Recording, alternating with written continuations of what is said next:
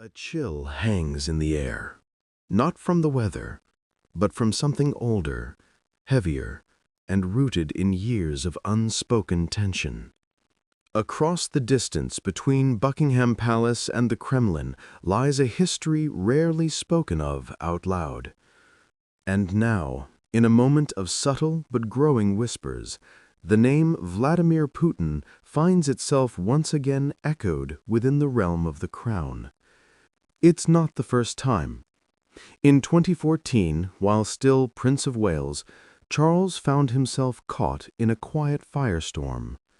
During a royal visit to Canada, he reportedly drew a controversial comparison between Russia's actions in Crimea and the early expansionist moves of Adolf Hitler. The remark was made in private conversation, not on a podium. Yet it didn't take long to reach the international press, and when it did, it struck like lightning. Moscow responded with outrage. British diplomats scrambled, and royal aides moved quickly to contain what they labeled as a personal comment, not an official statement of policy. But this was no ordinary comment.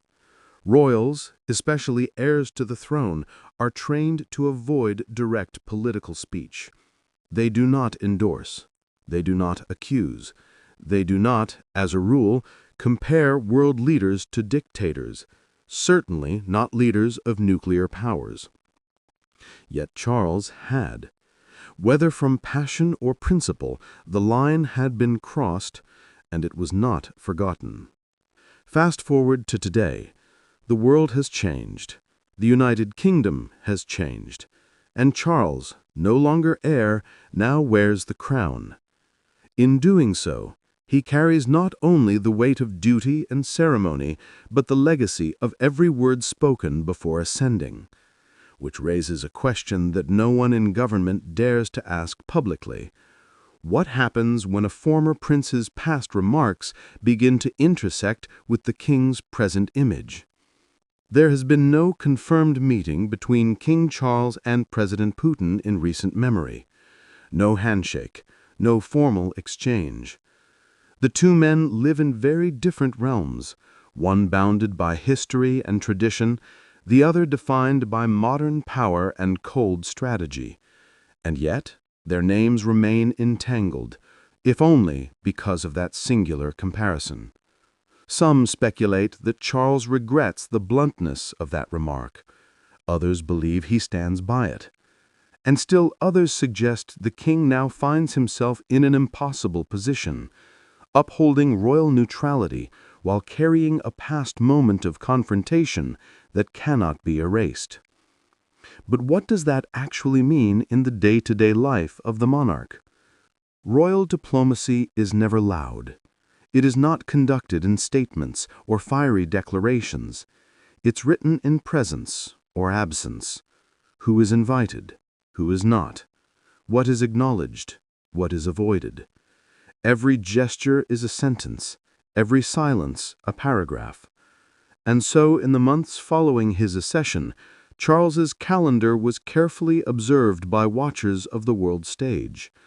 There was no Russian delegation at the coronation. No mention of the Kremlin in public speeches, no outreach nor rejection of gestures made from Moscow. When Putin sent a formal congratulatory message after Queen Elizabeth's passing and Charles's accession, it was received but not amplified, a gesture acknowledged but not celebrated, just enough to maintain protocol, just enough to avoid escalation. In that space between formalities lies the true language of diplomacy, and it is here that Charles walks his tightrope. The monarchy, for all its pageantry, is still a living institution. It exists not just in gold and velvet, but in headlines and whispers. And in those recent months, those whispers have grown. Some commentators suggest that Charles is shifting the tone, choosing to soften the public edge, to move from confrontation toward distant respect.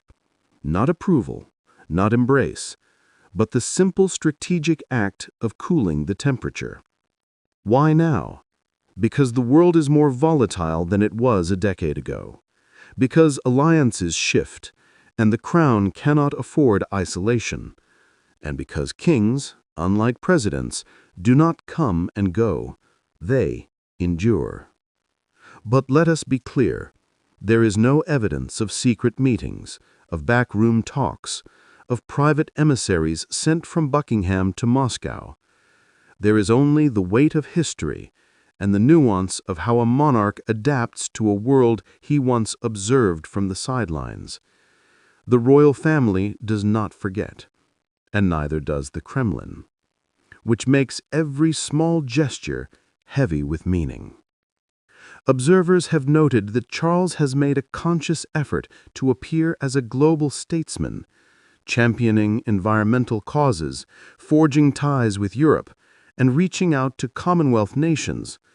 In contrast, Russia has remained absent from that stage.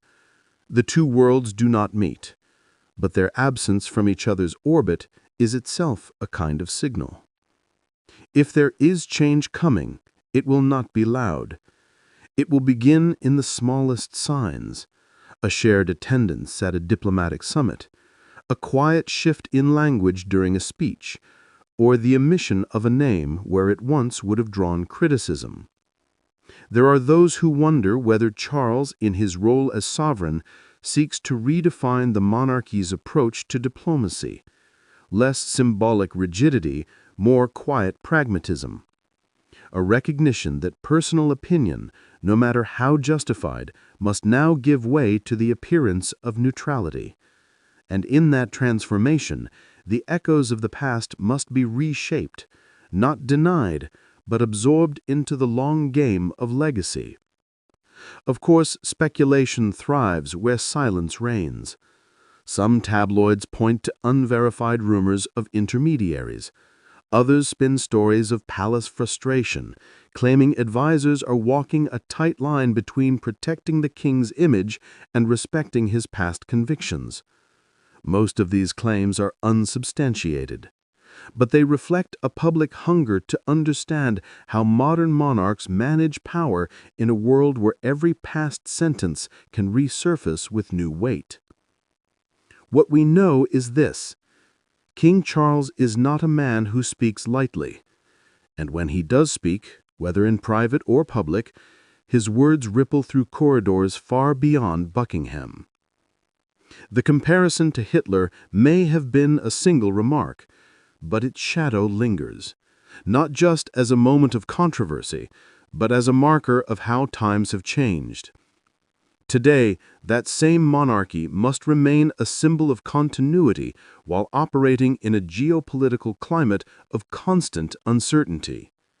This is the paradox of modern kingship: to lead without ruling, to speak without speaking, to respond without reacting, and above all, to be watched at all times, even when standing still. So what happens next? Will there be a gesture that redefines the royal posture toward Russia? Will we see a symbolic reset, a subtle shift in tone, a shift in public narrative? No one knows for sure, but history suggests this: the palace does not move quickly, and when it does, it moves with purpose. Whether a new chapter begins depends not only on Charles, but on the world he now navigates as monarch. The decisions made in silence today may shape headlines tomorrow, or they may remain forever behind closed doors, known only to those who walk the halls where power meets history. Thank you for watching. If you found this journey through royal diplomacy compelling, make sure to subscribe. Many of you watch without subscribing, and your voice matters.